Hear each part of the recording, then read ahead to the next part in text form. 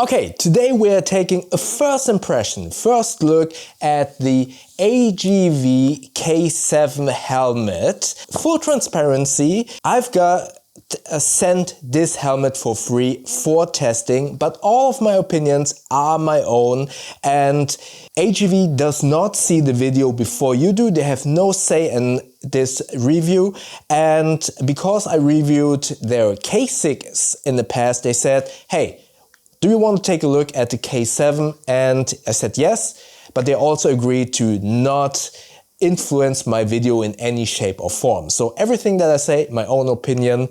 But also before we continue, this is a first impressions, because we had first heavy downpours of rain, then suddenly we had 36 degrees Celsius in summer, and I have been working quite a lot. I've only been able to test and ride this a couple of times, so that is the reason why I don't consider this a review, but I feel like I have a lot of things to say about this helmet, but I want to call this a first impressions and not a full review, because it has not been long enough for me to give you a full verdict on this. Also, for my history, I have been riding the AGV K6. You can see that review whoa.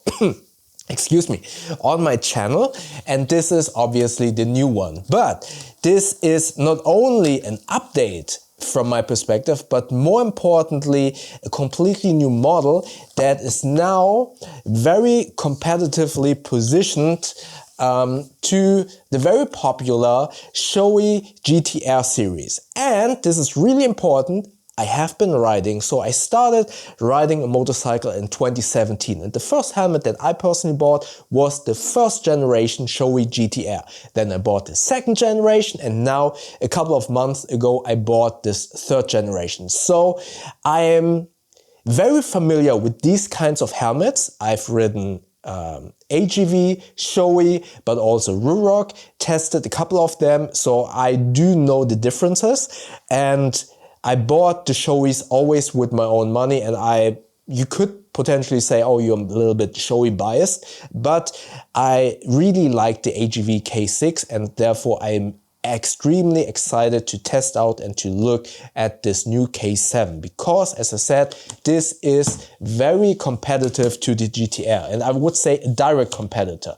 So first and foremost, let's go over the outer shell and the appearance. As you can see here, I already attached my own Cardo system, which I do like a lot, but you can already see this has, compared to the AGV K6, somewhat of a more, let's say, racier and aggressive shape.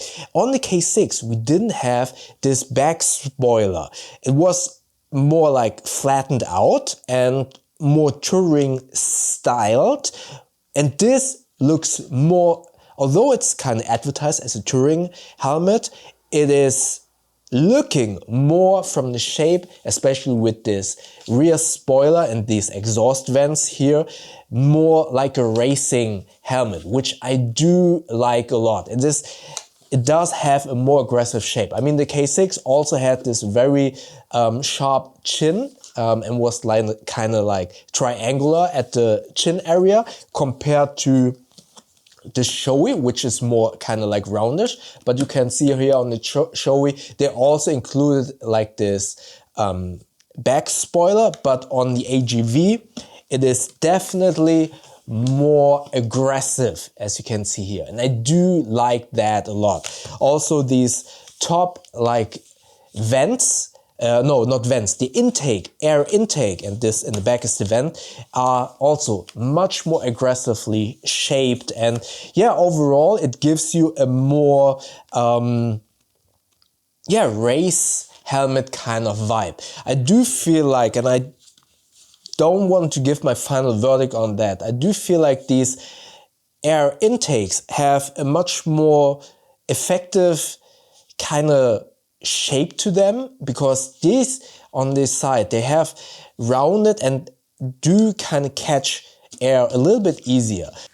Okay, one thing that I forgot to mention when I recorded the first impressions, these wind intakes. So today was a pretty windy day with, I think in my weather app it said something like 50 to 60 kilometers per hour wind, and I noticed a lot of wind from the side as well. While these air intakes are very efficient, there's a lot of airflow on your head. I did notice with side winds, at first I thought, is that thunder? And I was like, what's going on here? And the side winds, I don't know what it actually is. Maybe here are these channels or something. They create this very noisy rumbling kind of sound. Again, at first I thought, oh, is it thundering? But it's actually with side winds. These channels, I believe that it's what's causing this are these air channels.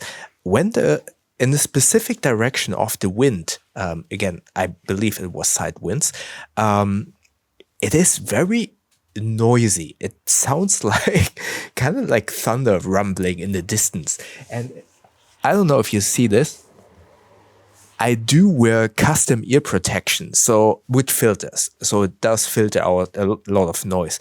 So I assume without these ear protections, it would have been even a little bit louder. So that is definitely something that I noticed and forgot to mention in the first impressions, but that will be definitely something that I will mention in the final review of this AGV helmet. So back to the video.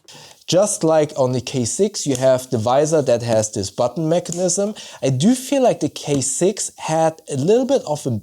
I don't have the K6 anymore, unfortunately, but I do feel like from my memory that the button for this visor was much bigger and much easier to kind of find.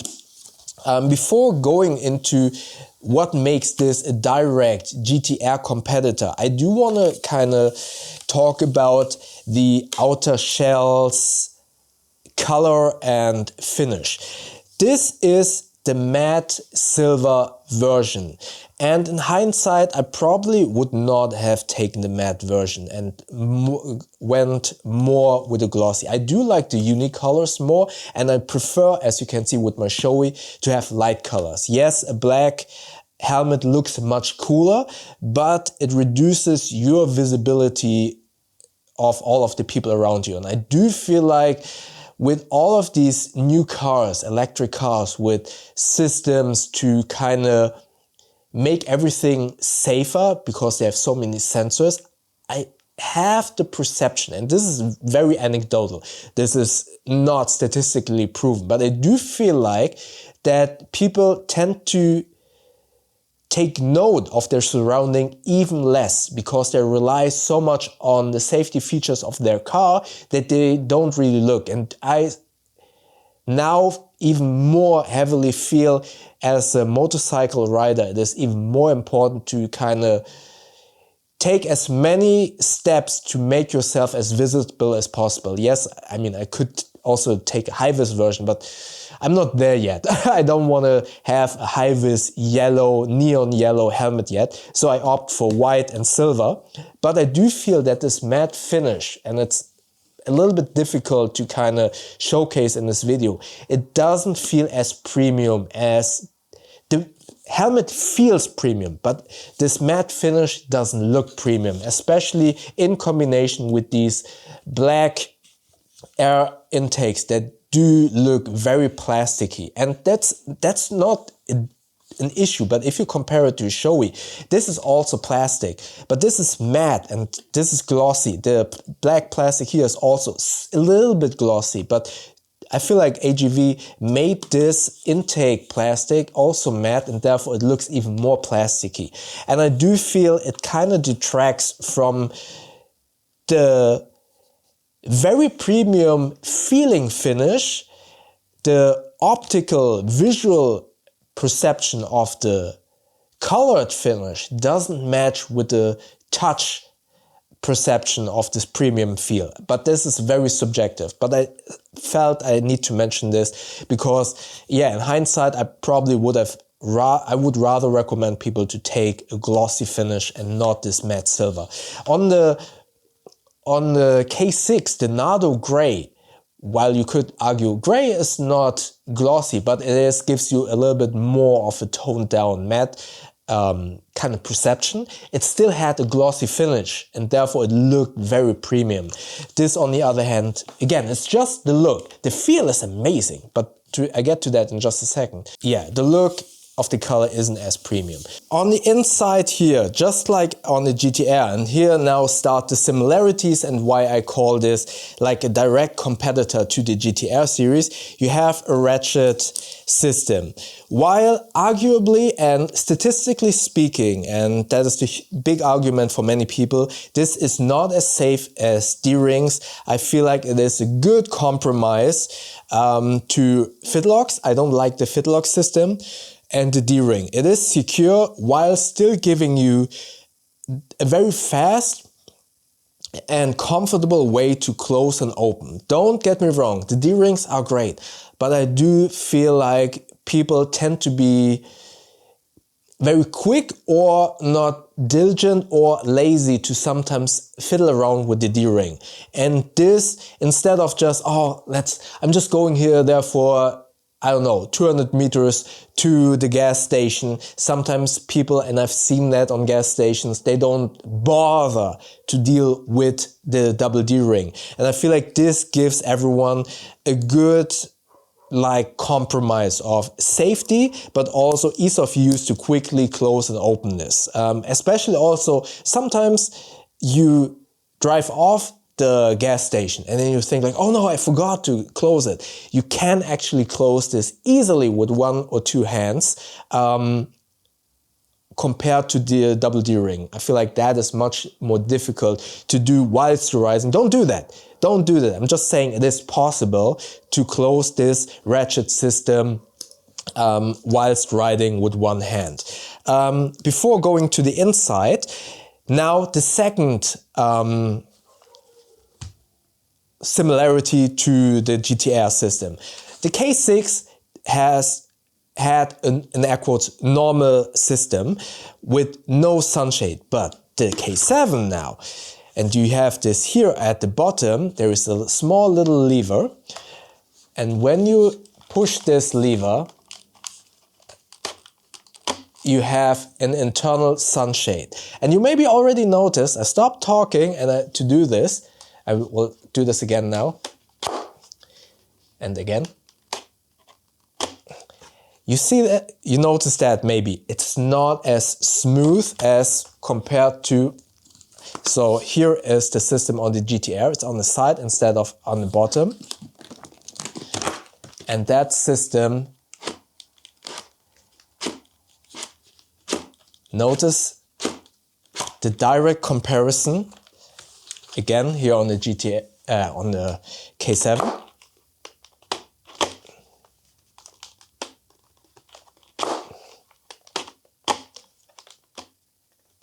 So I'm doing it normally. I'm not exaggerating or anything. It is, for the lack of a better description, not smooth at all. I feel like either there is some lubrication missing, so maybe you can see it here now from this perspective. You do, especially closing, you do need a little bit of force. And it's not as easy to do whilst riding. On the GT-Air, it's so much easier to just grab to the side of your helmet, find this. This is actually also a little bit difficult to find with gloves. Find this very easily and then just push it back and forth. See that? It's just so much easier. Maybe it's because I have already used this, but I do remember that when I got this out of the box, the GT-Air, it wasn't as difficult. And maybe this gets better over time. So in the final review, I might kind of revert my opinion on this. But right now, I feel like this is so difficult to kind of operate. And I do wonder, obviously, the button is here at the bottom. And the mechanism of the sunshade probably is somewhere here. I wonder if this added somewhat distance from here, and especially the movement is like so, while the movement,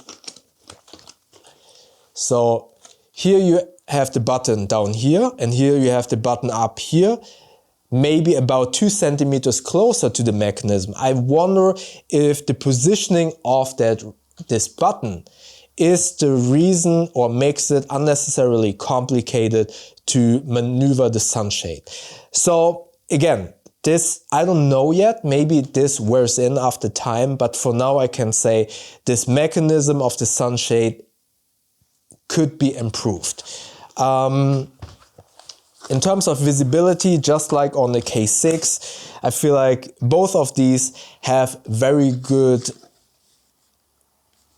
how you say it, view areas. I can see through this very well. Again, I've only ridden a couple of times now with this. I don't want to like say my final verdict, but also the system to detach the visor is a toolless system. Everything, getting the Pinlock in, worked really well. So in terms of the visor, it also has a couple of different positioning points. That works all really well. The inside, just like on the K6, the K6 was extremely comfortable.